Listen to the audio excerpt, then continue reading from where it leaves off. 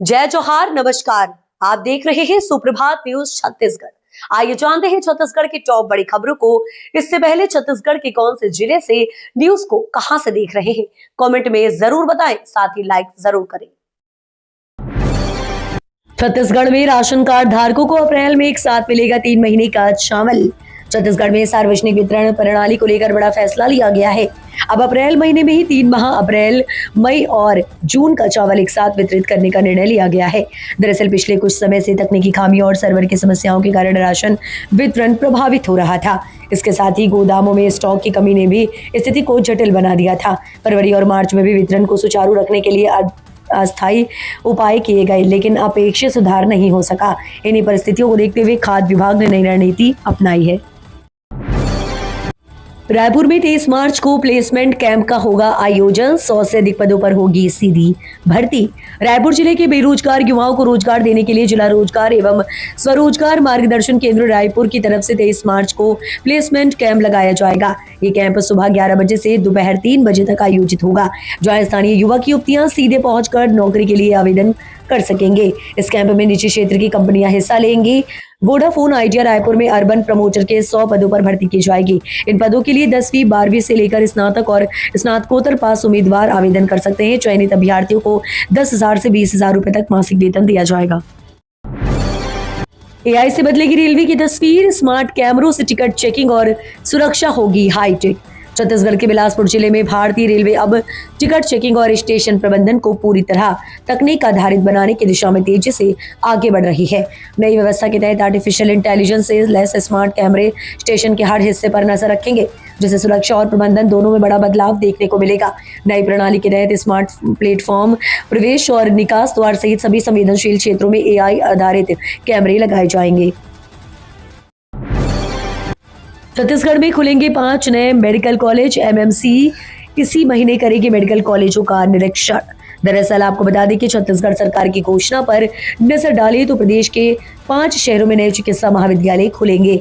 नए मेडिकल कॉलेजों के लिए राज्य सरकार ने डीन की नियुक्ति कर दी है। इसी महीने एनएमसी राज्य के मेडिकल कॉलेजों के निरीक्षण पर आने वाली है। नए मेडिकल कॉलेजों का दौरा भी करेंगे। एनएमसी के निरीक्षण के बाद राज्य के 10 चिकित्सा महाविद्यालयों में फैकल्टी की भारी कमी है। इन कॉलेजों में चिकित्सकों के 2,660 स्वीकृति हैं। इसमें 1,290 पद अभी भी खाली हैं। जाहिर सी बात है कि एनएमसी की नजरें इसी ओर भी रहेंगी। आज आयोजित होगा छत्तीसगढ़ का सबसे बड़ा sports event, Bastar heritage marathon 2026। Chhattisgarh सरकार राज्य में खेल, पर्यटन और सांस्कृतिक विरासत को बढ़ावा देने की दिशा में एक बड़ा कदम उठाते हुए बस्तर हेरिटेज मैराथन 2026 का आयोजन आज रविवार को करने जा रही है।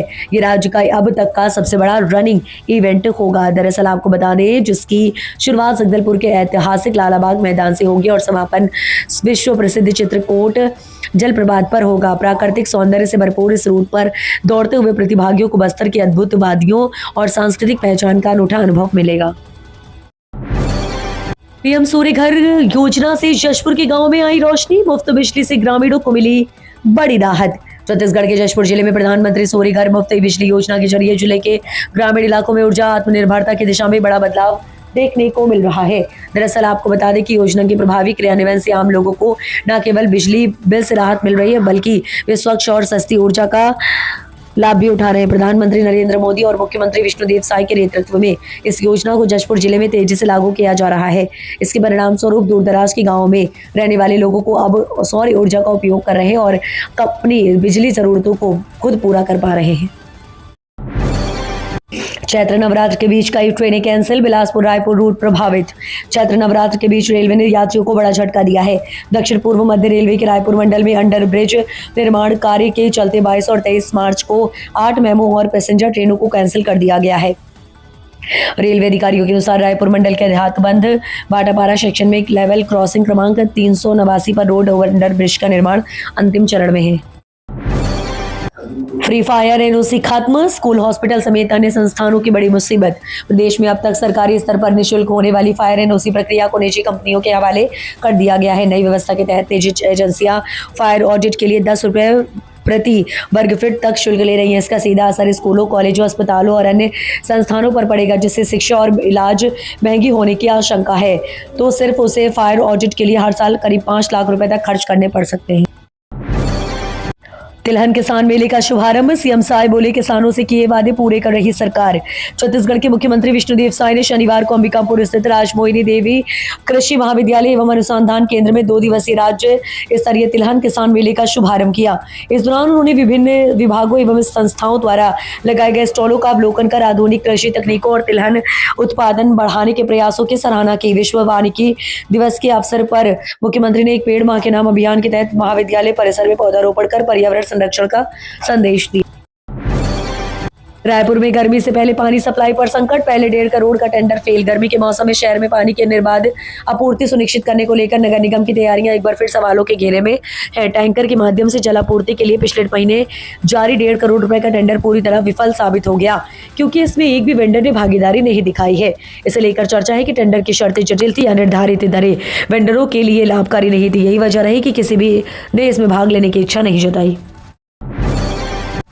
सीएम साय का कांग्रेस पर तीखा पलटवार। छत्तीसगढ़ में सरगुजा ओलंपिक और छत्तीसगढ़ कर्मचारी चयन मंडल कानून को लेकर कांग्रेस के आरोपों पर सीएम विष्णुदेव साय ने तीखा पलटवार किया है। उन्होंने कहा कि जिन लोगों ने पिछले 5 वर्षों तक केवल भ्रष्टाचार किया, उन्हें वर्तमान सरकार को नसीहत देने का कोई अधिकार नहीं है। आपको बता दें कि मुख्यमंत्री ने कांग्रेस के आरोपों को पूरी तरह से निराधार बताते हुए कहा कि उनकी सरकार सुशासन, पारदर्शिता और विकास के संकल्प के साथ कार्य कर रही है और प्रदेशवासियों का विश्वास ही उनकी सबसे बड़ी ताकत है। 2,91,000 कर्मचारियों ने चुनी पुरानी पेंशन स्कीम। सीजी विधानसभा में खुलासा। छत्तीसगढ़ में बड़ी संख्या में सरकारी अधिकारी और कर्मचारी नई पेंशन योजना से पुरानी पेंशन योजना की ओर लौट रहे हैं। विधानसभा में विधायक मुन्नालाल मोहले के सवाल के जवाब में वित्त मंत्री ओपी चौधरी ने बताया कि प्रदेश में अब तक 2,91,797 अधिकारी कर्मचारियों ने एनपीएस छोड़कर ओपीएस का विकल्प चुना है। एमएलए मुन्नालाल मोहले ने यह भी जानना चाहा था कि वर्ष 2004 के बाद नियुक्त कर्मचारियों में से कितने लोगों ने ओपीएस का चयन किया है और उनकी पेंशन व्यवस्था कैसे संचालित की जा रही है। इस पर मंत्री चौधरी ने बताया कि वर्ष 2004 में राज्य सरकार ने ओपीएस की जगह एनपीएस लागू की थी, लेकिन वर्ष 2022 में ओपीएस को पुनः लागू किया गया। एसएसआई पीएमटी रायपुर में 28 से 29 मार्च को aggressive techno cultural fest. SSI PMT Raipur की ओर से 28 से 29 मार्च को बहुप्रतीक्षित एनुअल टेक्नो कल्चरल फेस्ट अग्रेसित कर आयोजन किया जा रहा है। यह आयोजन नवाचार, रचनात्मकता और युवा प्रतिभाओं के समग्र विकास का एक सशक्त मंच सिद्ध होगा, जिसमें विभिन्न संस्थानों के छात्र भाग लेंगे। फेस्ट में AI, ideathon, robo Dangal, code battle, short film making, dance प्रतियोगिताएं आयोजित की जाएंगी। इन गतिविधियों का उद्देश्य छात्रों की तकनीकी दक्षता, रचनात्मक सोच, नेतृत्व क्षमता और टीम वर्क को विकसित करना है। गोबरा नवापारा में आज 22 मार्च को लगेगा फूड लाइसेंस कैंप। मौके पर ही होगा रजिस्ट्रेशन। रायपुर जिले के गोबरा नवापारा क्षेत्र के खाद्य व्यापारियों के लिए राहत भरी खबर है। खाद्य सुरक्षा एवं औषधि प्रशासन विभाग की ओर से आज 22 मार्च को 1 दिवसीय विशेष शिविर का आयोजन किया जा रहा है, जहां व्यापारी मौके पर ही अपना फूड लाइसेंस और पंजीयन करा सकेंगे। यह शिविर गंज रोड स्थित सिंधी गुरुद्वारा परिसर में सुबह 10 बजे से शाम 4 बजे तक आयोजित होगा, जो अब तक तकनीकी जानकारी या प्रक्रिया की जटिलता के कारण लाइसेंस नहीं बनवा पाए हैं। बघेल के गैस सिलेंडर वाले पोस्ट पर सियासत। सीएम के राजनीतिक सलाहकार का पूर्व सीएम पर हमला। गैस सिलेंडर की उपलब्धता को लेकर छठे सवाल ने प्रदेश की राजनीति में नई बहस छेड़ दी है। भूपेश बघेल के सोशल मीडिया पोस्ट पर मुख्यमंत्री के राजनीतिक सलाहकार पंकज झा ने तीखा पलटवार करते हुए कांग्रेस पर लोकतांत्रिक मर्यादाओं को तोड़ने का आरोप लगाया। दरअसल बघेल ने पोस्ट कर पूछा था कि क्या लोगों को सामान्य रूप से गैस सिलेंडर मिल रहा है। इस पर प्रतिक्रिया देते हुए झा ने कहा, यह सवाल नहीं बल्कि जनता में भ्रम और असंतोष फैलाने की कोशिश की जा रही है।